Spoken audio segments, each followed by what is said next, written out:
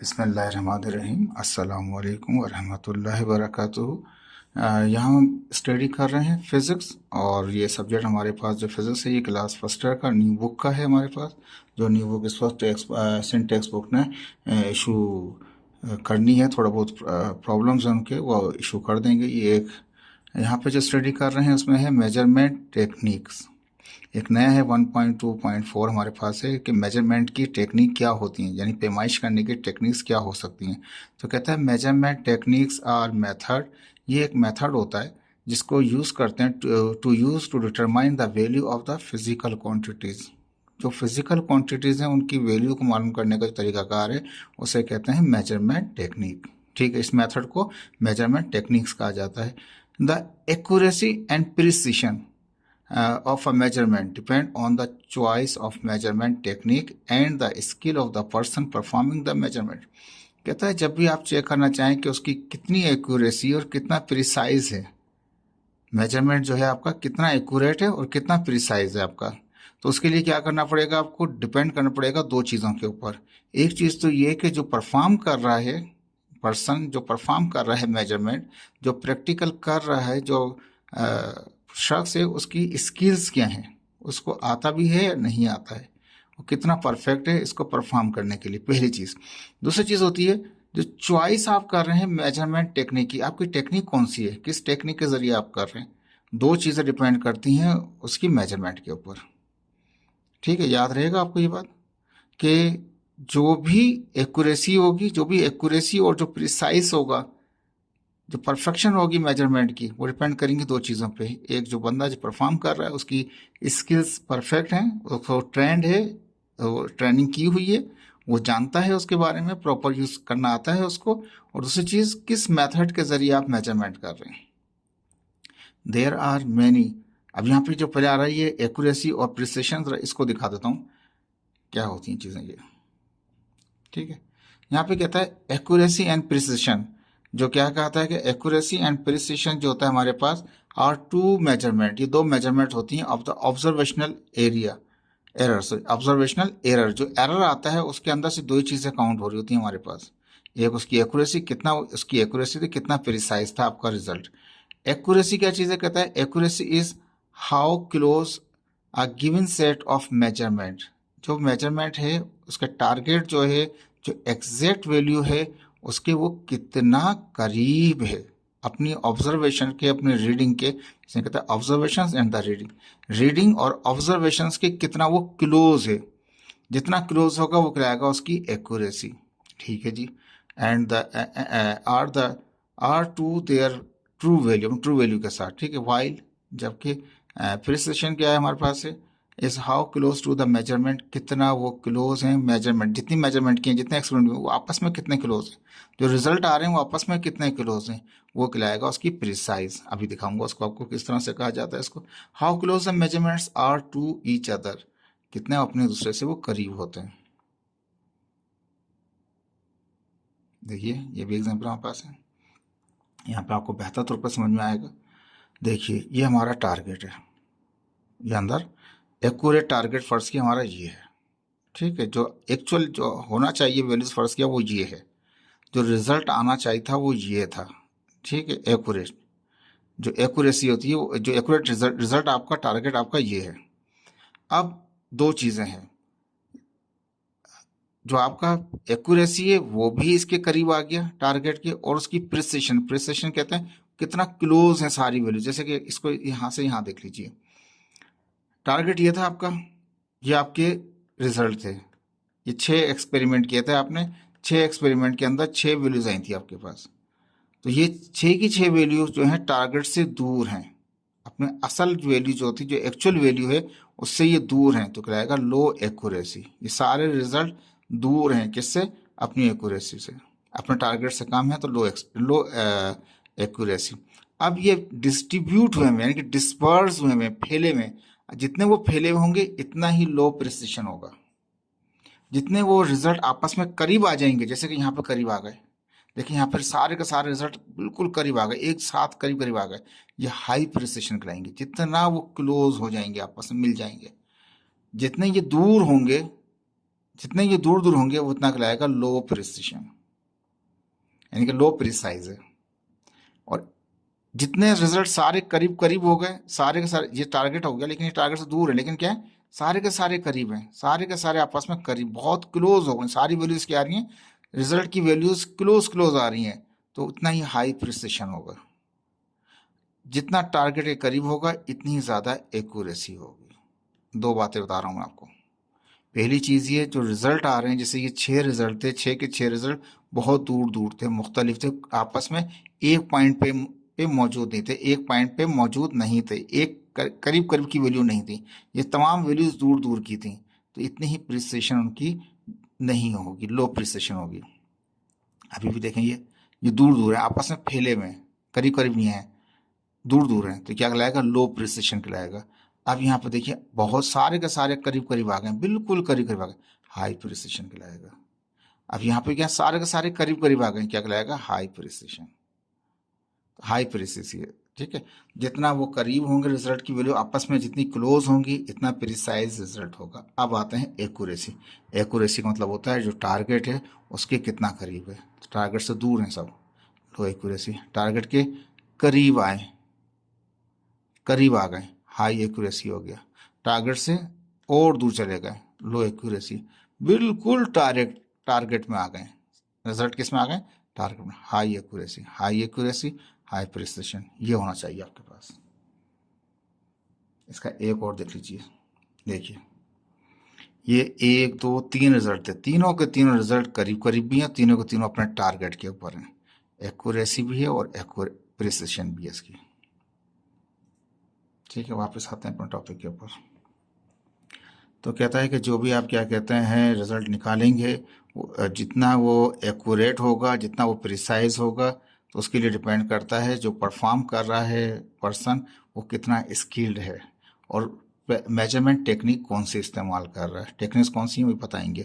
There are many different measurement techniques use in physics. Physics में बहुत सारी measurement technique इस्तेमाल होती हैं, each with its own strength and weakness. हर एक की अपनी अपनी कुछ स्ट्रेंथ हैं, कुछ खूबियां हैं, और कम उसको कुछ उसकी क्या है वो खामियां भी हैं उसके अंदर। कहीं पे कोई अच्छा है, कहीं पे कोई अच्छा है, डिपेंड करता है सिचुएशन के ऊपर किस टाइप का आपका डेटा क्यूरेट करना है आपको। Some of the most common measurement techniques include hair.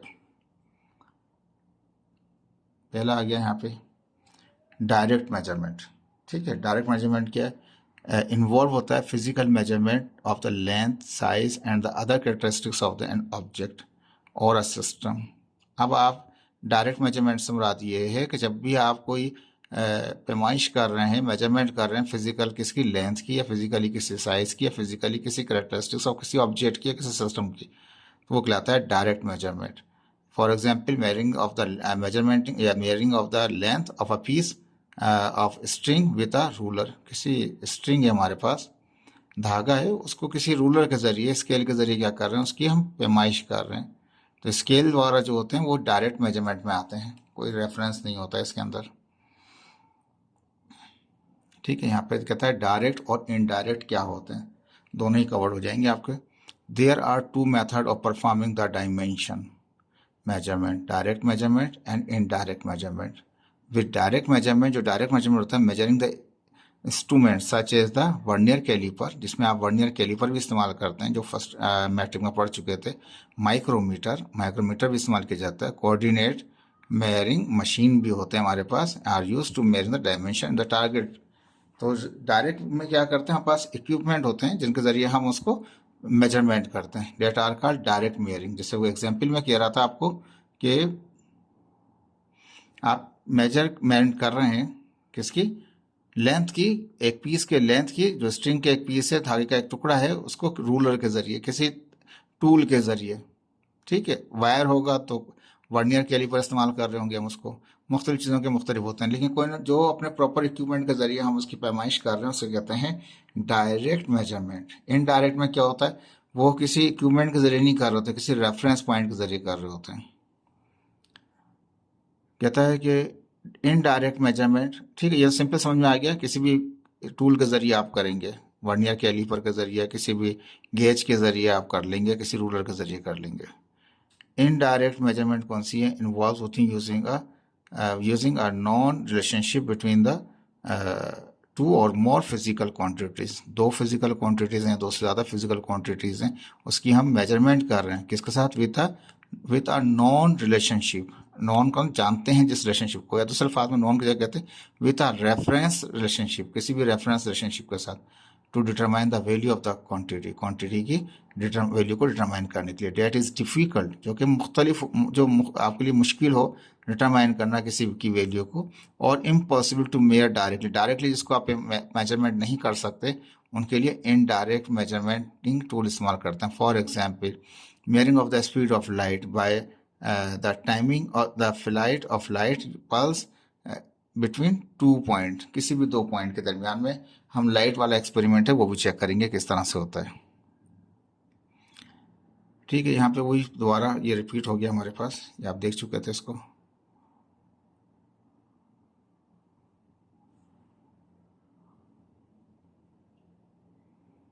यहाँ पे कहता है इनडायरेक्ट के हवाले से, अब कहता है इनडायरेक्ट मेजरमेंट, कंपैरेटिव मेजरमेंट, इसको इनडायरेक्ट मेजरमेंट को हम कंपैरेटिव मेजरमेंट भी कहा जाता है।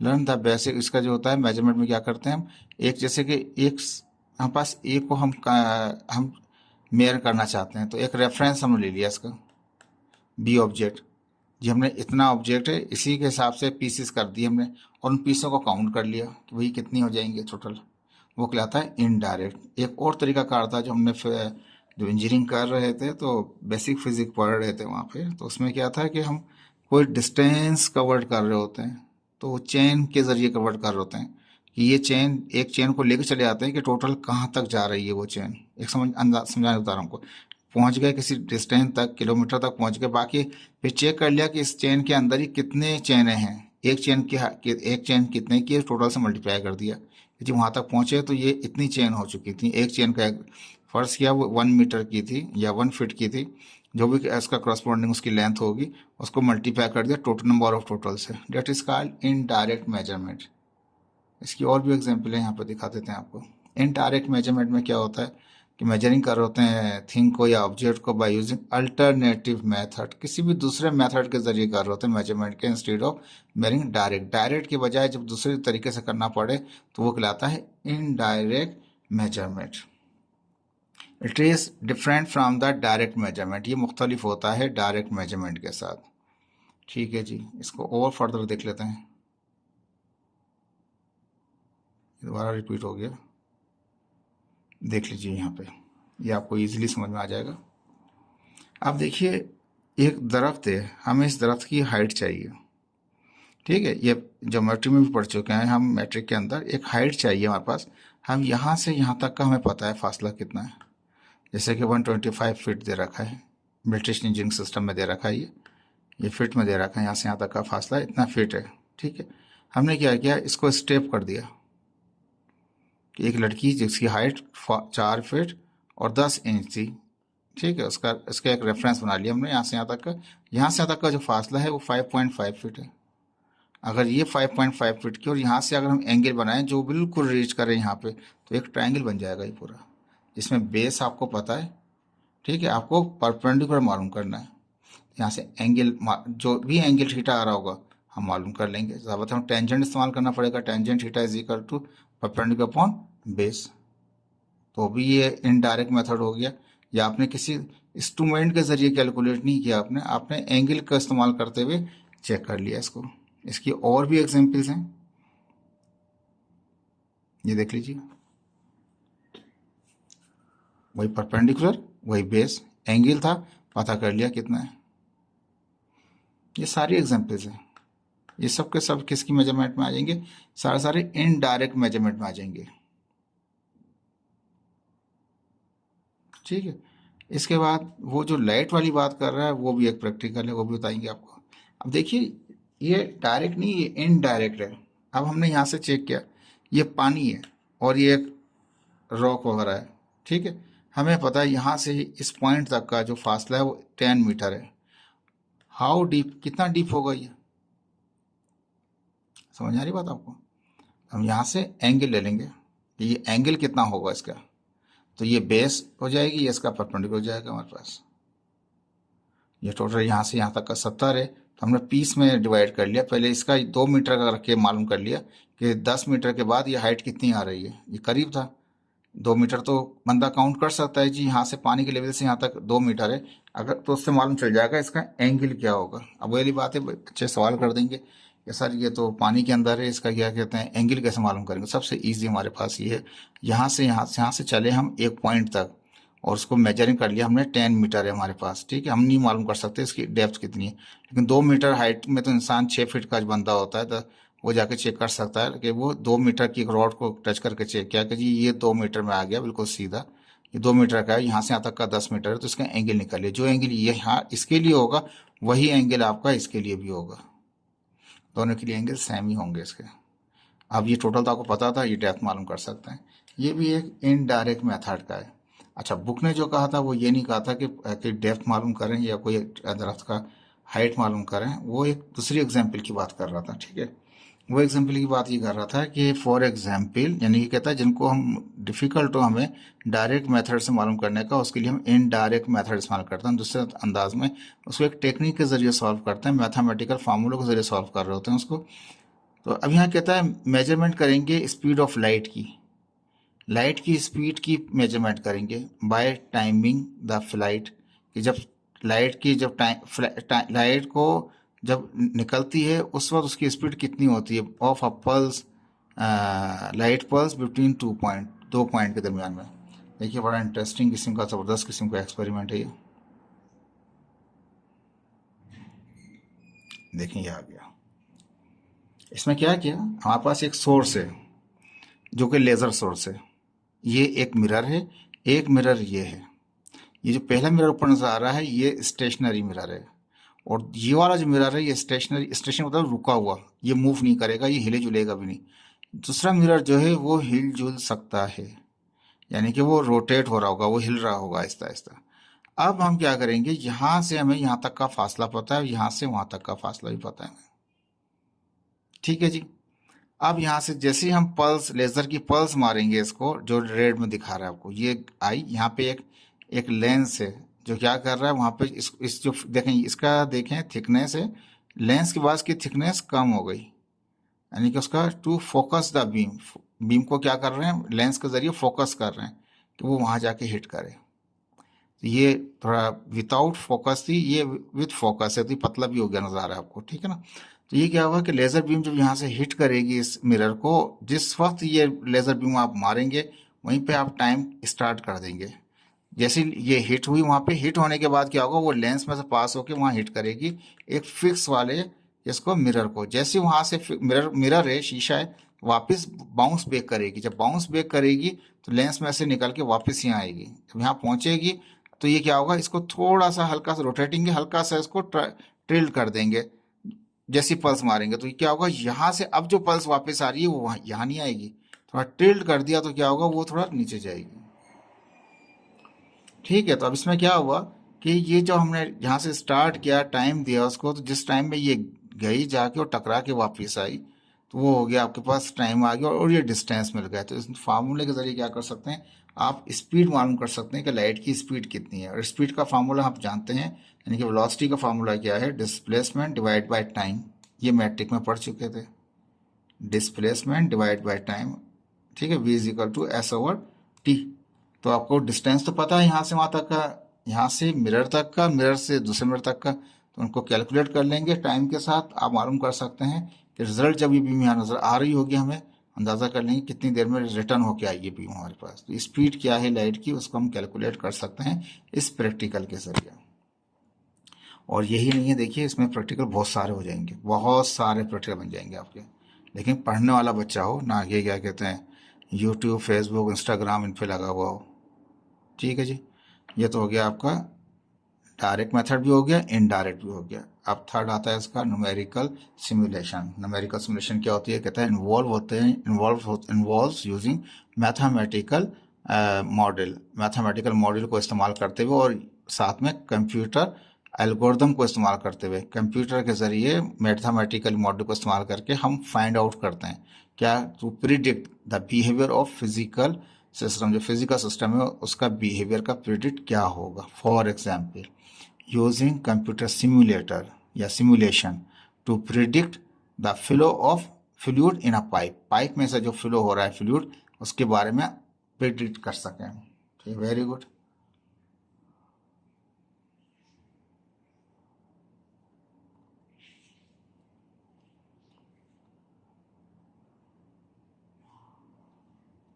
देखिए यहाँ पे क्या था, न्यूमेरिकल सिमुलेशन होता क्या है, पहले इसको समझ। इज अ कैलकुलेशन, ये एक कैलकुलेशन होता है, ये एक वैल्यूज होती हैं that is run on a computer, जो कंप्यूटर के थ्रू ही आपको मिल रही होती हैं। फॉलोइंग अ प्रोग्राम, किस कोई ना कोई हर एक का अपना एक प्रोग्राम होता है, एप्लीकेशन होती है उसकी। To implement a mathematical model for a physical system, किसी भी फिजिकल सिस्टम की मालूम कर मैथमेटिकल मॉडल होता है। Through computer you can find out the values. ठीक है जी। यहाँ पे एक और डेफिनेशन देख लीजिए। Numerical simulation is a calculation data on computer. ये सिंपल सेम सेम वही आगे रिपीट हो गया ये हमारे पास, ये देख लीजिए। ये हमारे पास कंप्यूटर बेस है हमारे पास। ठीक है, इस कंप्यूटर बेस के अंदर क्या कर रहे हैं, वैल्यूज को चेंज कर रहे होंगे और उसके शेप चेंज हो रहा होगा। शेप चेंज हो रहा होगा तो उसकी रोटेशन के ऊपर ही फर्क आ रहा होगा। एक मैकेनिकल दिखाया जा रहा है, तो ये जरूरी नहीं है कि मैकेनिकल ही सिमुलेशन होती है, इलेक्ट्रॉनिकल भी सिमुलेशन होती है हमारे पास। देखिए ये सिमुलेशन हैं, सारी के सारी ये सिमुलेशन हैं। मुख्तलिफ किस्म की चीज़ों को आप सिमुलेट कर रहे हैं यहाँ पे, उसकी वैल्यूज को फाइंड आउट कर रहे हैं। अब जो बात हम कर रहे थे उसके बारे में कहता है, the geometry of a pipe setup was 1.5 metre. फर्ज कर लिया ज्योमेट्री का जो पाइप है वो कितना है, 1.5 मीटर इन लेंथ। उसकी लेंथ कितनी है, 1.5 आपने फिक्स कर दी किसमें, कंप्यूटर के अंदर जो प्रोग्राम दिया हुआ इसका। एंड 0.0075 मीटर इनर डायमीटर, जो अंदर का डायमीटर है उसका भी हमने ये दे दी, वैल्यूज दे दी। The simulation was perform using CFD और मैटलैब।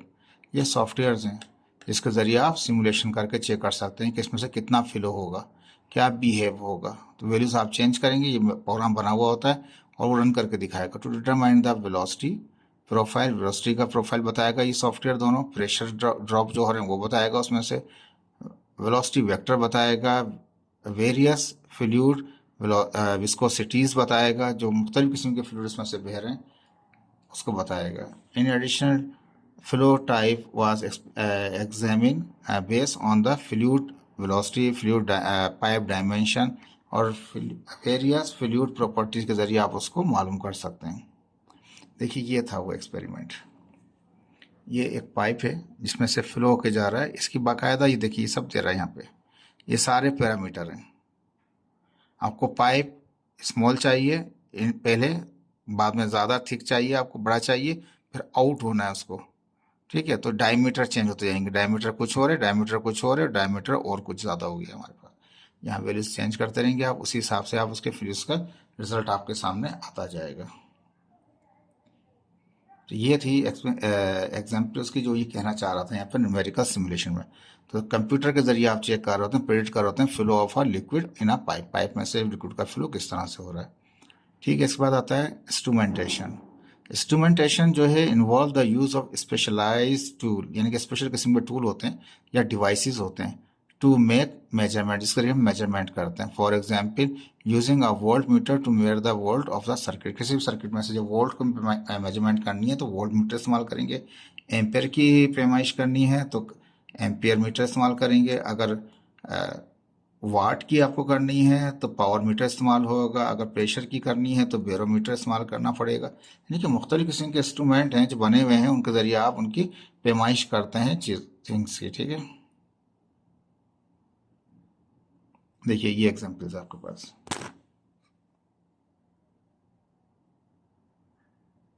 ठीक है, ये सब नज़र आ रहे हैं, ये सारे इंस्ट्रूमेंटेशन है, ये सारी इंडस्ट्रीज़ के अंदर हैं। मुख्तलिफ किस्म की इंडस्ट्रीज़ हैं जो आइलैंड गैस की नज़र आ रही हैं यहाँ पे आपको। वॉल्स वगैरह होते हैं यहाँ पे। ठीक है, और ये प्रेशर मीटर होते हैं हमारे पास, वेलोसिटी मीटर्स होते हैं हमारे पास, सर्किट्स होते हैं हमारे पास। यहाँ पे करंट की इंस्ट्रूमेंट वगैरह करनी होती है, पावर वगैरह की मेजरमेंट करनी होती है, वो होते हैं। प्रेशर के, इनके सबके देखें ये टूल्स आ रहे हैं। ये सारे के सारे जो मीटर्स हैं ये ये देखें इलेक्ट्रॉनिक दिखा दिया आपको, ये प्रेशर दिखा रहा है आपको वहाँ पे। मुख्तलिफ़ किस्म के मीटर्स के ज़रिए आप इंस्ट्रूमेंटेशन कर रहे होते हैं, मेजरमेंट कर रहे होते हैं। स्टेथोस्कोप आ गया आपके पास स्पीड मालूम करने के लिए। मुख्तलिफ़ किस्म के इंस्ट्रूमेंट्स हैं, ये इंडस्ट्री के अंदर इस्तेमाल किए जाते हैं। That is called instrumentation. तो हर एक का अपना प्रॉपर किस्म का डिवाइस होता है जिसके ज़रिए आप उसकी मेजरमेंट कर लेते हैं। ठीक है। ऑब्जर्वेशनल टेक्निक्स कौन सी है? Involve the observing the behaviour of a system. ये टेक्निक क्या होती है? ये चेक करने की होती है किसमें आप क्या करते हैं, ऑब्जर्व कर रहे होते हैं सिस्टम के बिहेवियरों को।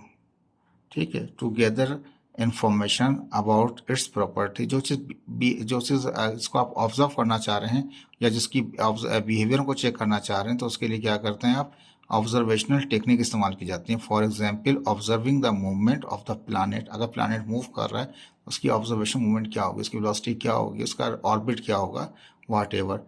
To get information about their orbit. उसके ऑर्बिट के बारे में, उसकी स्पीड के बारे में, उसकी डायरेक्शन के बारे में हम ऑब्जर्वेशनल टेक्निक के जरिए मालूम कर सकते हैं। अभी बताते हैं इसके बारे में। Each measurement technique has its own strength and weakness. Her technique जो ऊपर जो बताई गई है 5-6, हर एक की अपनी अपनी होती है। देखें अभी इसको दिखाते हैं दोबारा आपको।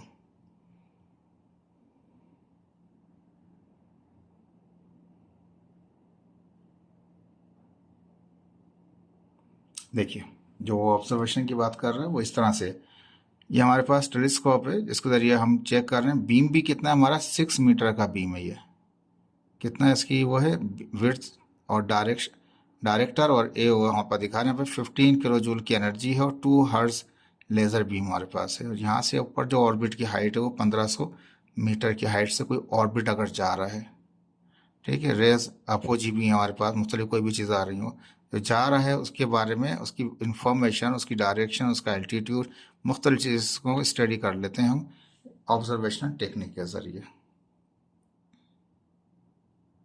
अब ये ओवरऑल बताएगा, कहता है कि ईच मेजरमेंट टेक्निक जो जितनी ऊपर की इस्तेमाल हो रही है has its own strength and weakness. हर एक की अपनी अपनी खासियतें हैं, अपने अपने बेनिफिट्स हैं, हर एक में खामियां भी हैं।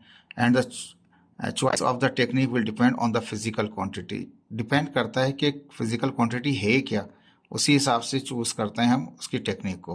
Being मेयर्ड and accuracy and precision required for a particular application. कुछ भी करें आप, किसी भी तरीके से पैमाइश करें, लेकिन रिजल्ट आपका उसमें एक्यूरेसी और प्रिसिशन होना चाहिए, यानी कि एक्यूरेट भी होना चाहिए और प्रिसाइज किस्म का रिजल्ट भी होना चाहिए। होपफुल कि आपको इस समझ में आएंगी मेजरमेंट वगैरह। नेक्स्ट लेक्चर के अंदर आपको लेंथ और लेंथ से रिलेटेड जितनी चीज़ें हैं इसको भी आपको स्टडी करेंगे। ओके, अल्लाह हाफिज़।